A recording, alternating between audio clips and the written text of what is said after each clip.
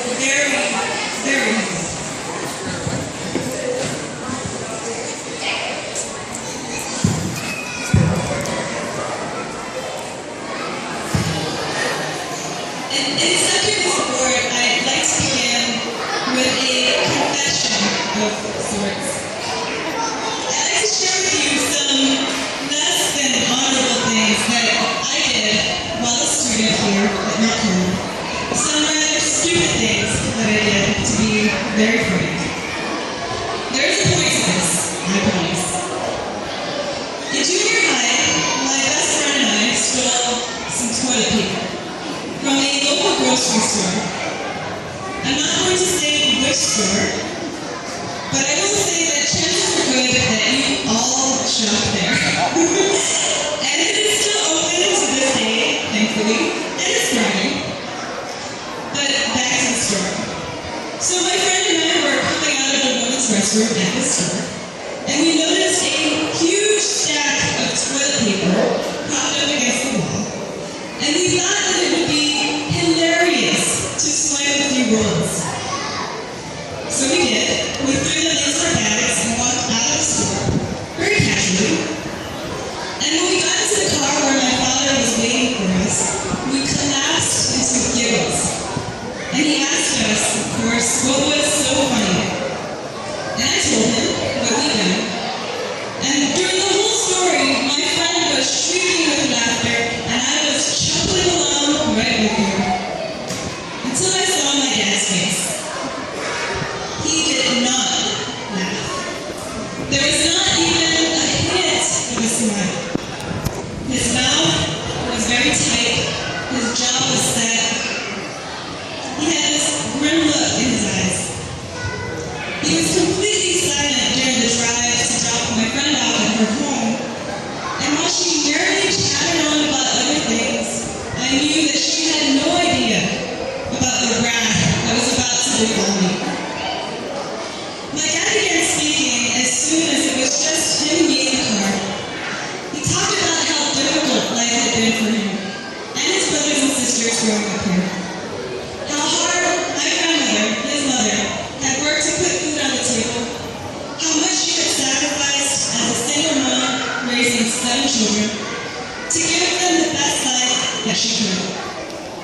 How they were too poor in those days to afford luxuries like toilet paper. But they worked hard for everything that they did have, and they never stole anything. And here I was, a generation later, with 2 hardworking and honest parents, both doing everything that they could to put me through school and give me a life that was better and more full of opportunities than they had. His daughter, Stephen. He talked like this all the way home, which just so you know was from Pulverville to Tanaka. And even back then, my dad was a very slow driver. So you can imagine how excruciating this was for me. By the time we got home, I was crying, apologizing profusely, wishing I could take it all back. But what cut more painfully for me was not his anger, and he was very angry. What cut for me was his disappointment, his shame. I never forgot that. Another dishonorable thing I did as a student here was cheat. I didn't cheat off of other students, but I allowed other students to cheat off of me. Other students got in trouble for cheating.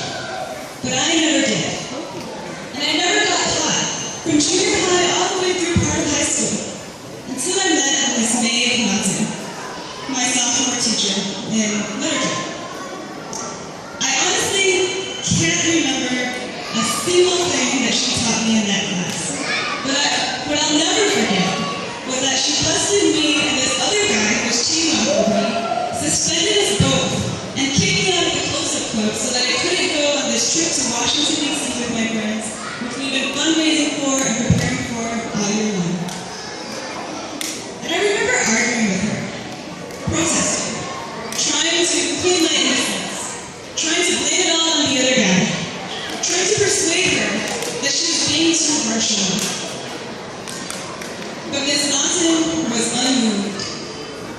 And what ended all further argument for me was when she looked me in the eye and she said, "Tina, you need to learn that there are consequences for your actions. If you don't learn that now, you might not ever learn it." And in that moment, I realized she was right. It was an important lesson for me, not just about cheating in the context of school, but also about the general ethical principle that we are responsible for what we do, and also for what we allow others to do when we know it's wrong. It's worth noting here that my parents completely supported the school's disciplinary action, and believe me, I was in trouble at home too. So these are just two examples.